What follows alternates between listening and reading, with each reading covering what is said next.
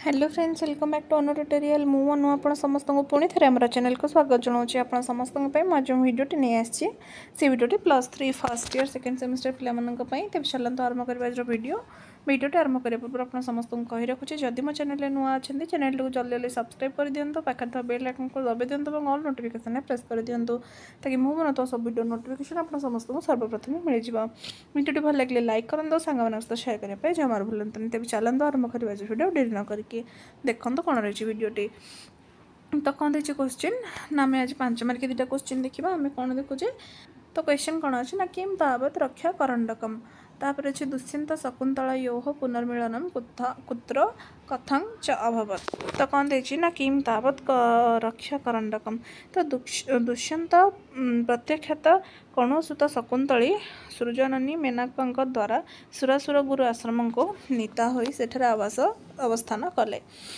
सेहिठारे ही दुष्यंत शकुंतलांकर सर्वदमन को जन्म देइथिले। ठीक अच्छे दुष्यंत शकुंतला पुत्र सर्वदमन को जन्म देइथिले।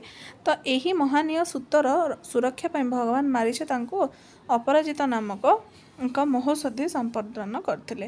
तो तांकर संप्रदान पर यार अपर नाम रक्षा करंडिक बोली होइथिला ना यह बालकर रक्षा कवच सदृश कार्य करिथाए। जातकर्म समय संप्रदत्त यही मोहसधी अपराजिता बा रक्षा करंडक रक्षा विनाश दक्ष नरादीपଙ୍କ द्वारा गृहीत होई मध्य अपरिवर्तित रहिबार दुष्यंत ही सर्वदमन जनक बोलिके तपस्वी द्वय हृदय प्रत्यय सृष्टि करथिले। तापर अच्छे दुष्यंत शकुंतलयोः पुनर्मिलनम कुत्र कथं च अभवत् तो सुरपुर रे असुर संहार करी सुरेंद्र सुत सह प्रत्यावर्तन करिथिबा नरेंद्र दुष्यंत हेमकूटाश्रम अलौकिक सुषमा सुदर्शन करी सेठारे प्रवेश कले। तपस्या तापस मानक अनुरोध क्रम एक सिंह शावकर कौन करथिले ना बदन व्यादान कराई तार दर्शन गुण थिबा बालक को से आयत करी प्रसंग क्रमे अवगत हेले जे पति परित्यक्ता तदीय जननी सुया अप्सरा माता सहायतार आसी कश्यप तपोवन ही पुत्र को प्रसव करिसेंती। यह जानी तांकर आशा तरु पल्लवित होगा लगिता।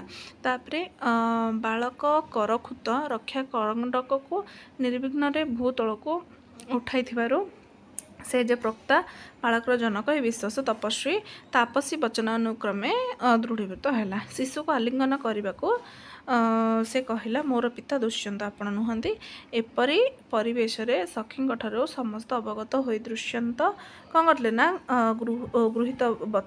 गृहित व्रता शकुंतला से उपस्थित हो पुत्रटी को पितृकोण मंडन कर देखिले। एभली एक अपूर्व परिस्थिति रे प्रणयी जुगलंकर पुनर्मिलन संभवपर हो पारिथिला।